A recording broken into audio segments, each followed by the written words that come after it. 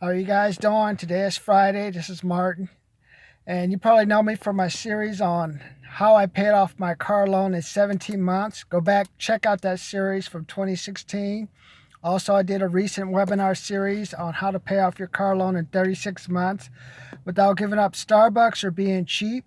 Or if you have a student loan, why don't you go back, try to look at like some of my first student loan material back from 2014, 2015 when I had a student loan over $90,000. I'll give you an update this weekend exactly of what progress I made and why I want you to work with me, because information alone will not make you great. If that was the case, 76% of people wouldn't be living paycheck to paycheck. I wouldn't have like a majority of a generation of kids working in warehouses. It just blows my mind. I mean, if you drive around, all you see are these big warehouses going up. What happened to like the computer engineering and the doctors and the scientists? Your goal, ultimate goal is to be a warehouse manager. I mean, that's something I did 30 years ago. I'm like, wow. People driving crazy today trying to get to work because I told you they're cutting, looking at people's hours. They're starting to cut people. They already got rid of the third shift. So this is what happens when you don't have retail stores that sell. Now people think they're gonna get stuff over the internet and have it delivered to them. Bad idea. It's gonna end badly. All these big warehouses you see, 2 or 3 years from now, you have like a massive consolidation. Maybe they'll be here. Maybe that'll be great, man, because all the politicians will have like a giant building they can move all the homeless in instead of having them on land where people can see them. Put them in that big vacant logistics building. I love that word, logistics, warehouse fulfillment. But today I'm going to just be quick. Three things today. I just wanted you to think about 3 things on how you can save money. Why do you want to save money? You want to save money because you never know. What happens if you got sick like me? What happens if you wake up one day and you find out like your right eye here is coming out the socket and your insurance won't cover the extra, whatever, the IV medicine, so you got to come out of pocket for that? Or what about if your grandmother dies and you have to go to court for like 3 or 4 years to get the house out of probate? 2009 to 2013. That was the fun I got to have when I had to make sure I took care of my grandmother's wishes about not having her son take over the property because he was on drugs. And number 3 is, what about if you just want to eat, man? Do you want to go shopping at a Vons or Albertsons, or do you want to go shopping at a 99-cent store? Oh, Aldi's a good store. I must say, if I had to go shop someplace, I would go to Aldi. Don't eat the cheesecakes, though. Other than that, the meat was great. Everything is fine. But sometimes, don't you want to treat yourself? Go to a Whole Foods. Go to a Sprouts. Go somewhere where they put the food in a bag. You don't have to do it yourself. I remember my grandmother used to go to the 99-cent store by her house, and yeah, that's when you get like the Dennett cans and stuff. And then we also used to go to this place called Superior Market.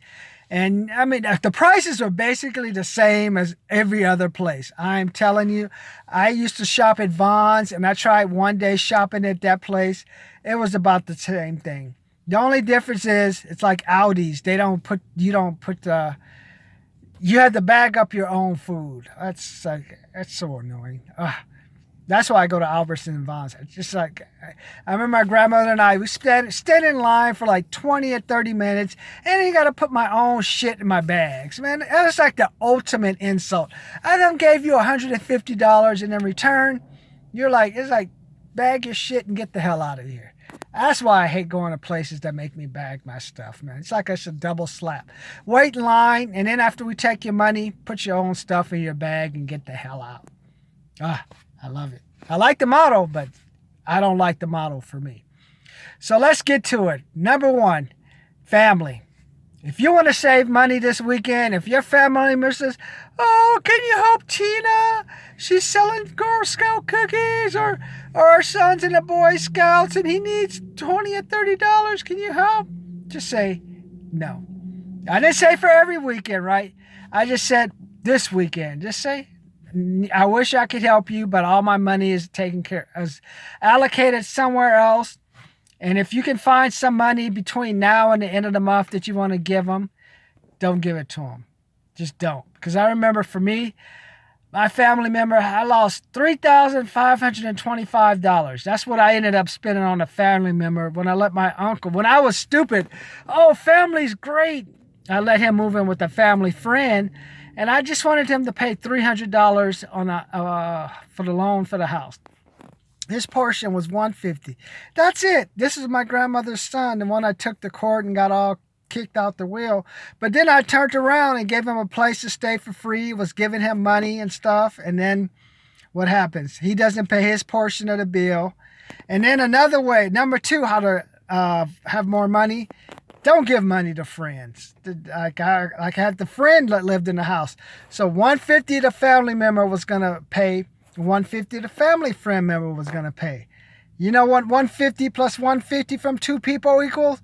$0. It cost me $3,525 plus the income taxes I had to pay because they didn't pay it. I'm like, what's going on? I'm letting you guys stay here.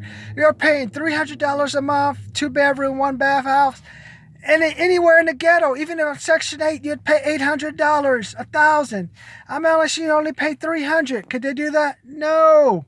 Since that day, I've learned family and friends are worse than any stranger you can ever encounter because you let down your guard. What happens if you're dead and would they come to you in the graveyard and ask you for money? Or they're going to dig up my coffin? No. So this weekend, family and friends ask you for money. Just say no. Just try it. I bet you have an extra $100 to $200 you can apply towards your other bills. Number 3, just don't go out this weekend. Unless you're going to Beverly Hills, Newport Beach, Huntington Beach, you don't need to be going out. I've seen more luxury cars now when people work in like warehouses than I have ever in my life. I'm like, is it a prerequisite one must have a Mercedes or BMW now? Because I used to have one, but I'm like, well, everyone has one. If everyone has one, why do I want one? It's like, and then I know because I know the maintenance bills and stuff, and I know when I be seeing them all parked in front of Target, 99 cent stores, or I see them coming. I know when I see somebody coming out with one bag or one item, I know they're going to get into a luxury car. And 9 out of 10 times, I'm right. I'm driving a 2014 Camry. So unlike all the older people, like in their 50s and 60s now, I go in with them, come out with my 4 or 5 bags. Like, hey, I don't need the luxury car, man. That car, I have one, ate me out of house and home. But if you want to stay home this weekend, if you want to do anything, just stay home this weekend. You don't need to go out. It's head toward the end of the month. A lot of people don't have any money anyway. And then I'm sure a lot of the companies, some of the people that you encounter, they ain't going to have a job when it comes Monday, or at least by February 1st, based on what I see with the streets and the economy and how much volume I see moving. I know anything related to logistics is about to tumble. So this is the time. Why don't you just stay home, save you some gas, practice cooking, clean the house, wash some clothes. If you necessary, hey, rent a video. If you're going to rent one, I'd rent Black Hole. That's a pretty good movie, man. I thought it was bad, but Anthony Perkins, the guy from Psycho, did a good job. You had Ernest Borgnine and a guy from that movie Alligator did a great job. So if you want to do something, watch that. But you don't need to go out this weekend. Unless you have if you have $500 in emergency cash saved up, I will give you permission to go out and spend a maximum of $20 to $30. That means you want to get a pizza, you want to take yourself to a movie, or you want to go to Starbucks. That's the only thing I would do this weekend. Other than that, today is January 24th. You don't need to be going out. There's nothing out there. A lot of people out there are broke, living off credit cards. You don't want to deal with them. I already seen it today. People going back. I have all the warehouses by me. Oh, wait, fulfillment centers, and people are going through red lights and stuff.